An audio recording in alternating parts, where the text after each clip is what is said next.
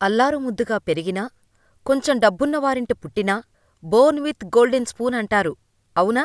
అలా చూసుకుంటే సీనియర్ నటి సుధాగారిని బోర్న్ విత్ డైమండ్ స్పూన్ అని చెప్పాలేమో. కాలు కింద పెడితే ఎక్కడ కందిపోతుందో అన్నట్టు పెంచారు. కాని ఒక్క సంఘటన జీవితాన్ని తలకిందులు చేసేసింది.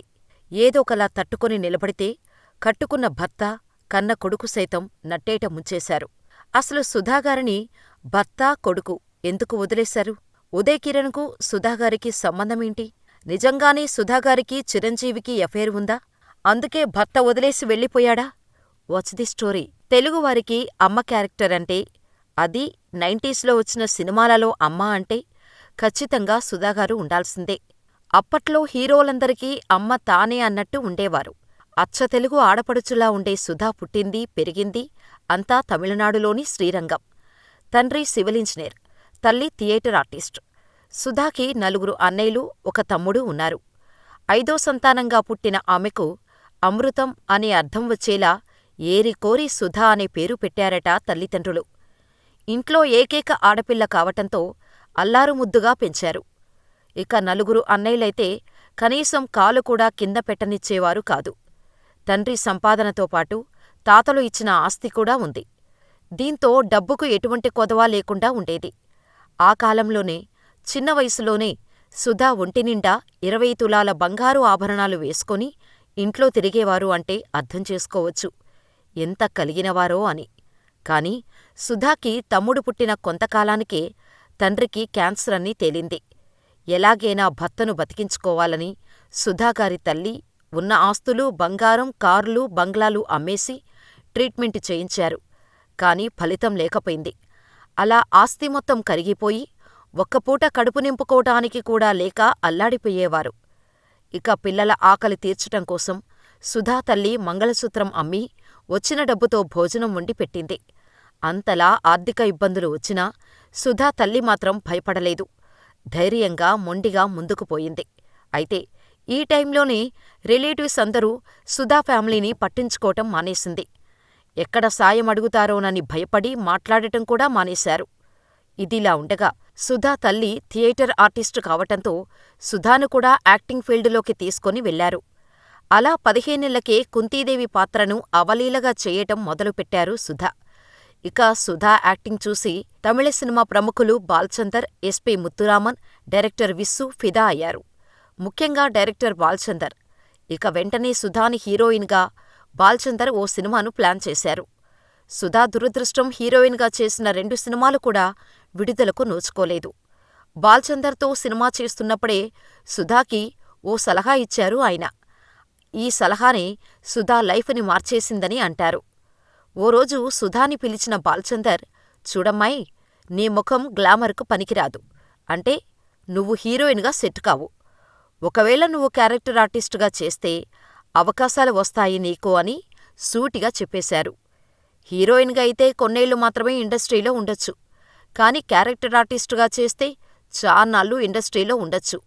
నీ యాక్టింగ్ స్కిల్స్కి, నీ టాలెంట్కి మంచి అవకాశాలు వస్తాయి అని మొఖం మీదే చెప్పేశారు. ఇక బాల్చందర్ గారిని గురువుగా ఆరాధించే సుధా ఆయన చెప్పిన సలహాని తూచా తప్పకుండా పాటించారు. అలా క్యారెక్టర్ ఆర్టిస్టు 1 కాదు, 2 కాదు, ఏకంగా 975 సినిమాల్లో నటించింది సీనియర్ నటి సుధా. బాలనటిగా, హీరోయిన్గా, క్యారెక్టర్ ఆర్టిస్టుగా పలు భాషా చిత్రాల్లో నటించి మెప్పించింది. టీవీ సీరియల్స్లో కూడా లీడ్ రోల్స్ చేసింది. డబ్బు రావటంతో నెమ్మదిగా చుట్టాలు, బంధువులు రావటం మొదలుపెట్టారు. తల్లి సపోర్ట్తో జీవితాన్ని లీడ్ చేస్తున్న సుధాపై మరో పిడుగు పడింది. తనకున్న ఏకైక ధైర్యం తల్లి కూడా హార్టెటాకుతో చనిపోయింది. ఓ పక్క తండ్రికి క్యాన్సర్, మరోపక్క తల్లి మరణం కోలుకోలేని దెబ్బగా మారింది. తల్లిదండ్రులను ఆ స్థితిలో చూసినా తన అన్నతమ్ములు పట్టించుకోకపోవటంతో తండ్రి బాధ్యతను తనపైనే వేసుకుంది సుధా. యాక్టింగ్ చేయగా వచ్చిన డబ్బునంతా తండ్రి ట్రీట్మెంట్కే వాడేవారు. అయినా సరే ఆరోగ్యం క్షీణించి ఆయన కూడా మరణించారు. మరోపక్క తాను తమిళ్లో సినిమాలు చేస్తున్నా పెద్దగా గుర్తింపు రావటం లేదు. చేతిలో డబ్బుల్లేక సుధా మళ్లీ ఇబ్బందులు పడటం మొదలుపెట్టారు. అయితే తెలుగులో బాలకృష్ణ హీరోగా చేసిన తల్లిదండ్రులు మూవీలో సుధాకి అవకాశం వచ్చింది. అలా మొదటిసారి తెలుగులో యాక్ట్ చేశారు సుధ. ఆ తర్వాత నుంచి తెలుగులో వరుసపెట్టి అవకాశాలు వచ్చాయి. మరీ ముఖ్యంగా గ్యాంగ్ లీడర్లో చిరంజీవికి వదినగా ఆమె చేసిన యాక్టింగుతో అప్పుడున్న స్టార్ డైరెక్టర్స్ని ఆకట్టుకున్నారు. అందులో ఆమె యాక్టింగుకి మంచి మార్కులే పడ్డాయి. దీంతో తెలుగులో వెనక్కి తిరిగి చూసుకునే అవకాశం రాలేదు. అమ్మ, వదిన, పిన్ని, పెద్దమ్మ, అత్తయ్య క్యారెక్టర్స్ అంటే సుధా చెయ్యాలి అన్నట్టుగా ఆఫర్స్ తన్నుకొని వచ్చేవి. ఇదిలా ఉండగా ప్రెసిడెంట్ గారి పెళ్ళాం సినిమా షూటింగ్ సమయంలో సుధాకి అపెండిసైటిస్ వల్ల తీవ్రమైన కడుపు నొప్పి వచ్చింది. కానీ తన వల్ల షూటింగ్ ఎక్కడ ఆగిపోతుందోనని భయపడి పెయిన్ కిల్లర్స్ వాడారు. అలా 2 రోజులు టాబ్లెట్స్తో మేనేజ్ చేశారు. సేమ్ అలాగే టాబ్లెట్స్ వేసుకొని పెయిన్ కొంచెం తగ్గాక మేకప్ వేసుకొని సెట్లోకి వెళ్లారు. కానీ సెట్లో అడుగుపెడుతూనే కుప్పకూలిపోయారు సుధ. అయితే అదే షూటింగ్ సెట్లో ఉన్న నాగార్జున ఆయన కారులోనే సుధాని అపోలో ఆస్పత్రికి తీసుకొని వెళ్లారు. అక్కడితోనే ఆగిపోకుండా వెంటనే అపెండిసైటిస్ ఆపరేషన్ చేయటంతో సుధ బతికి బయటపడ్డారు. అప్పుడు ఆస్పత్రి బిల్లునంతా నాగార్జునే కట్టారట. ఇప్పటికీ ఎప్పటికీ ఆ సంఘటన తాను మర్చిపోలేనని, తాను ఇంకా మిగిలి ఉండటానికి కారణం నాగార్జున అని ఓ ఇంటర్వ్యూలో చెప్పుకొచ్చారు సుధ.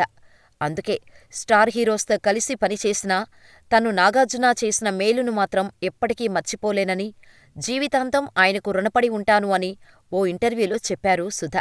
అయితే తాను కూడా సినిమా ఫీల్డ్లో ఎన్నో అవమానాలు ఎదుర్కొన్నట్టు చెప్పారు సుధ. ప్రభుదేవా తండ్రి స్టార్ కొరియోగ్రాఫర్ ఓ సీన్ చెప్పినప్పుడు 5 టేకులు తీసుకోవటం, ఆ తర్వాత కూడా టేక్ ఓకే కాకపోవటంతో నువ్వు వ్యభిచారానికి కూడా పనికిరావు అని సెట్లో అందరి ముందు సుధాగారి ముఖం మీదే తిట్టేశారట. దీంతో ఆమె చాలా బాధపడ్డారట. ఆ తర్వాత తన యాక్టింగ్తోనే ఆయనకు బుద్ధి చెప్పానని, తన సినిమాలో మరో అవకాశం వచ్చినా తాను వెళ్లలేదని చెప్పుకొచ్చారు సుధ. ఇక ఒకప్పటి లవర్ బాయ్ ఇమేజ్ ఉన్న ఉదయ్ కిరణ్ యాక్ట్ చేసిన 9 సినిమాల్లో అమ్మ క్యారెక్టర్ సుధానే చేశారు. దీంతో ఇద్దరి మధ్య నిజంగానే తల్లీ కొడుకుల అనుబంధం ఏర్పడిందని చెబుతారు. ఉదయ్ కిరణ్ని ఆమె దత్తత కూడా తీసుకోవాలని అనుకున్నారట. కాని అంతలోనే ఉదయ్ కిరణ్ సూసైడ్ చేసుకున్నారు. ఇక సుధా పర్సనల్ లైఫ్ గురించి చెప్పాలంటే సుధా భర్త, కొడుకు ఆమెను వదిలిపెట్టేసి అమెరికాలో ఉంటున్నారు. పర్సనల్ లైఫ్లో ఎన్నో ఒడిదుడుకులు చూసిన సుధా జీవితం నేర్పిన పాఠాలను గుర్తించి చెబుతూ భావోద్వేగానికి గురైంది. నా భర్త యుఎస్లో వాళ్ళ లైఫ్ వాళ్ళు హ్యాపీగా బతుకుతున్నారు. నా కొడుకు కూడా అంతే. ఉండనీయండి, నాకేం పర్లేదు. లైఫ్ ఏంటో వాళ్లకు తెలీదు. నేను నా లైఫ్ హ్యాపీగానే బతుకుతున్నా. ఈరోజు నేను మా నాన్న లేక ఒంటరినయ్యాను, ఏడుస్తున్నాను తప్పితే నా పిల్లల కోసం, నా భర్త కోసం ఏడవటం లేదు.